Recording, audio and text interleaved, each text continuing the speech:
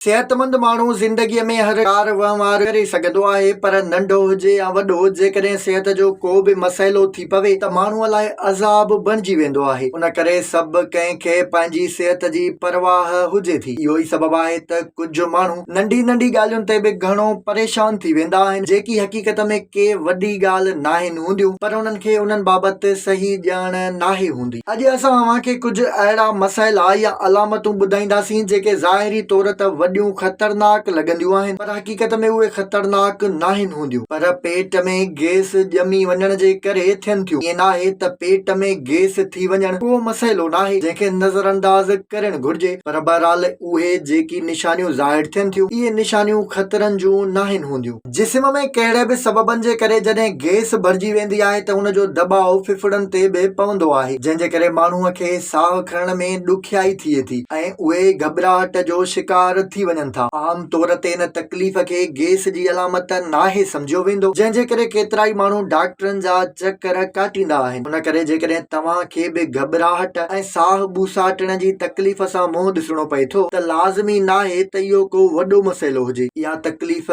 Gas जे करे बि थी सघे थी। सीने में सूर दिलि जे दौरे जो आम सबबु सम्झियो वेंदो आहे। जेकॾहिं कंहिंखे थोरो बि सीने में सूर पवंदो आहे ऐं उन जा कुल्हा आकिड़िबा आहिनि त सभिनी जो ख़्यालु दिलि जे दौरे ॾांहुं हलियो वेंदो आहे, जंहिंखां पोइ केतिरा ई माण्हू फौरी तौर ते डॉक्टर ॾे वेंदा आहिनि ऐं ECG कराइण खां पोइ खेनि ख़बर पवंदी आहे त उन्हनि जी दिलि बिल्कुलु ठीकु आहे, जॾहिं त इहा तकलीफ़ गैस जे करे हुई। होड़नि ऐं महारनि में सोॼ तोड़े वात जी बदबूई जा केतिरा ई ख़तरनाक सबब थी सघनि था, पर हर भेरे इहे अलामतूं ख़तरनाक नाहिनि हूंदियूं। जेकॾहिं तव्हां खे होड़नि या महारनि में सूर रहे थो या वात में ख़राब बदबू आहे ऐं उहा ख़तम नथी थिए त इहा बि गैस जे करे थी सघे थी, छो त खाधो सही न चॿाइण जे करे हज़म बि सही नाहे थींदो, या ग़लति सलत खाधनि जे करे मादे में गैस पैदा थींदी आहे, जेका होड़नि ऐं महारनि जी सोॼ समेत वात में बदबूई जो सबबु बणिजे थी। उन करे तव्हां गैस मां छुटकारो माणे इन्हनि मसइलनि मां जिंद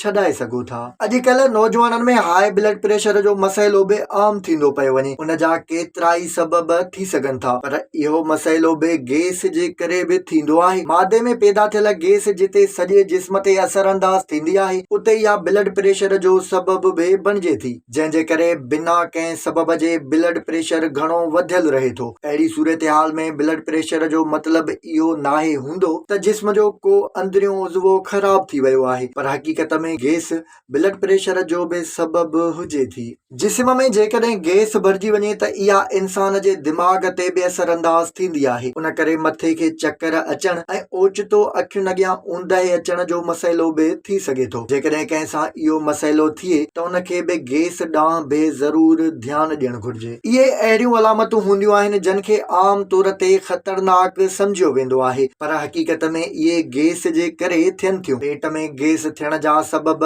बेवक्ती खाध खुराक, नाक़िस तर्ज़ ज़िंदगी, घणे मसालनि वारियूं शयूं इस्तेमालु करण वग़ैरह हूंदा आहिनि, जिन ते ज़ाब्तो आणे गैस खां बची सघिजे थो। उन करे गैस जे मसइले खां बचण लाइ सभ खां पहिरियों पंहिंजी तर्ज़ ज़िंदगी फितरी उसूलनि मूजिबि गुज़ारणु घुर्जे, जॾहिं त फितरी उसूलनि मूजिबि ई खाध खुराक जी चूंड ऐं वक़्त जो बि ख़्यालु कयो वञे। उन खां सवाइ पाणीअ जो घणे खां घणो इस्तेमालु ऐं पंधु करण वारी आदत ॾांहुं बि ध्यानु ॾिनो वञे।